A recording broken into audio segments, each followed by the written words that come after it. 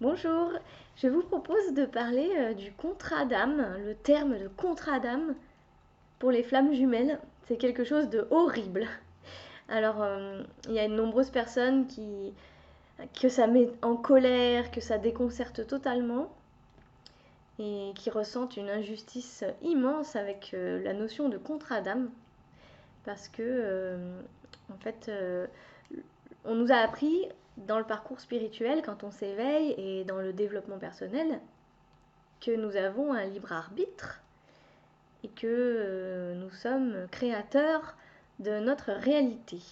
Alors quand on a compris ça, c'est waouh, trop bien, je vais faire ce que je veux, je vais réaliser mes rêves, c'est moi qui attire ce que je vibre, etc. Alors face à ce terme contrat d'âme qui arrive sur le parcours de flamme jumelle, eh bien c'est l'horreur en fait. Parce qu'on se rend compte que même si on choisit, on se positionne, on libère des sensations, des mémoires que l'autre nous amène par sa réaction, son attitude et les conversations qui peuvent exister entre l'autre et soi-même, eh bien on se rend compte que notre libre arbitre et notre pouvoir créateur, il a des limites. Et là, c'est la grosse surprise. Donc on se dit, mais donc c'est la colère, hein, c'est l'injustice, mais comment ça se fait? J'en ai marre de ce lien, je veux plus en entendre parler, c'est la folie, ça me rend fou, j'ai beau tout faire, ça marche pas. Alors il faut se rappeler déjà que quand on cherche à couper le lien, couper la relation, donc on ne fait que couper des énergies néfastes et des mémoires, parce qu'on ne peut pas couper le lien en lui-même, la vibration de l'essence originelle, puisque c'est une part de vous dans un autre corps. Donc on ne peut pas se couper de soi-même. Donc voilà ce que veut dire déjà couper avec l'autre. Et le contrat d'âme, il est vécu très négativement, puisque, si vous voulez, dans l'égrégore collectif, un contrat, c'est assez péjoratif. Il y a vraiment une notion d'enfermement, d'engagement pour le meilleur et pour le pire. Souvent, on parle de contrat, il y a une part des contrats qui sont obligatoires. Par exemple, il y a énormément de gens qui signent des contrats de travail pour pouvoir manger et payer leurs factures. C'est pas un plaisir et c'est j'y vais à reculons. Et je vais m'engager dans un contrat parce que je dois nourrir ma famille et puis c'est comme ça la vie. Donc il y a une part de un côté prison avec ce mot.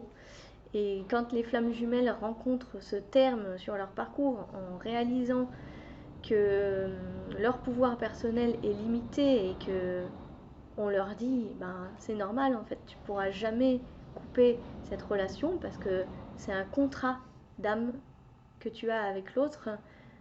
Donc vous êtes venu pour vous faire travailler. Alors ça peut être très compliqué d'admettre pour les parcours qui sont très douloureux, d'admettre que on a signé un contrat pour souffrir. Donc là, je vous ramène à ma vidéo sur la souffrance dans la relation flamme jumelle, pourquoi tant de souffrance, qui va vous permettre d'explorer une autre façon de voir les choses.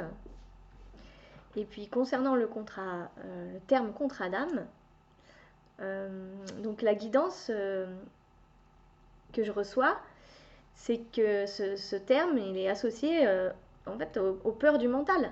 Il est associé à l'inconscient collectif qui a créé ce terme pour un peu emprisonner, engager et ne plus avoir le choix, ne plus pouvoir écouter ses besoins, ne plus respecter ses élans intérieurs, mais rester dans la contrainte, donc le contrat contrainte en fait.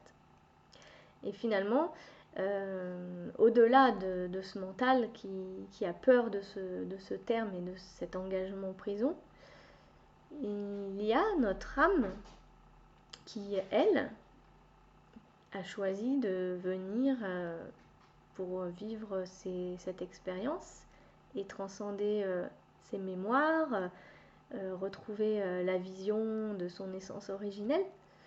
Et le libre arbitre, il se trouve là, à ce niveau.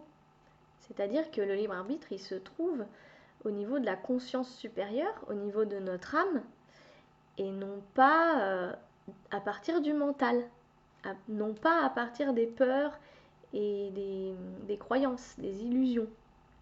Et en cela, on se rappelle que l'âme a déjà fait son choix. Elle s'est positionnée avant d'arriver dans sa vie terrestre. Elle a choisi. C'est déjà fait. Quand on nous dit ben moi mon libre arbitre il fonctionne pas, je comprends pas, bah si en fait ton libre arbitre il fonctionne complètement parce que c'est ton âme qui est venue expérimenter ça et donc tu es en train de le vivre. Et toi mental, bah, tu as peur. Donc les réactions qui en découlent de peur et d'enfermement, les sentiments d'enfermement et tout ça, c'est encore un signal qui se pointe, qui vient faire toc toc à la porte, occupe-toi de moi parce que là je hurle. Donc c'est ce que dit Isabelle Padovani dans ses vidéos, que j'aime beaucoup, qui m'a beaucoup aidé au début de mon parcours de développement personnel. Elle parle de la voix intérieure qui hurle de douleur pour dire je suis en train de mourir, aidez-moi.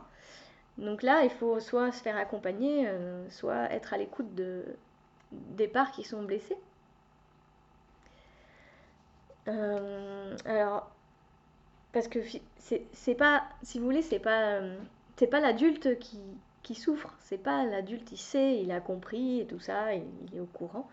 Et la part qui souffre, c'est une part blessée ou une part enfant qui ne sait pas, qui est en insécurité totale et qui a très très très peur de ce qu'on lui oblige à faire. Donc le rappel, c'est ça, c'est que le libre arbitre, il est placé au niveau de la conscience supérieure et non pas dans le mental.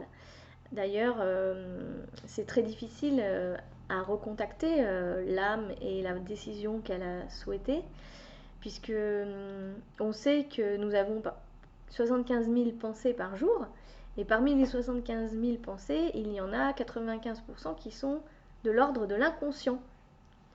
Alors je vous laisse imaginer à quel point nous sommes puissants au niveau du mental. À 5%, nous avons la conscience de ce à quoi nous pensons. Donc j'aime bien l'idée de se dire avec la volonté on peut tout. Eh bien, à voir. Parce que 5% de volonté, ça fait très peu par rapport au poids de l'inconscient qui nous secoue et qui nous demande à être aidé, à être libéré.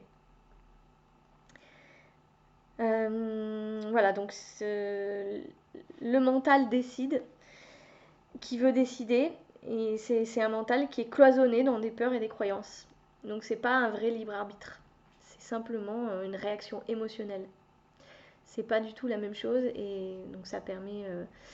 ces informations permettent de comprendre la part des choses et d'essayer de voir la notion de contrat d'âme chez les flammes jumelles comme quelque chose qui n'est pas négatif, mais qui est constructif et qui a un but, qui a un objectif cosmique, qui a un objectif vibratoire, qui fait partie d'une mécanique du tout, de l'univers.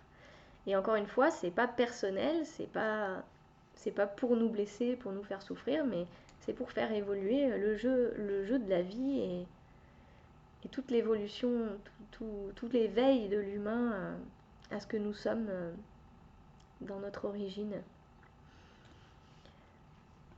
Voilà pour cette vidéo.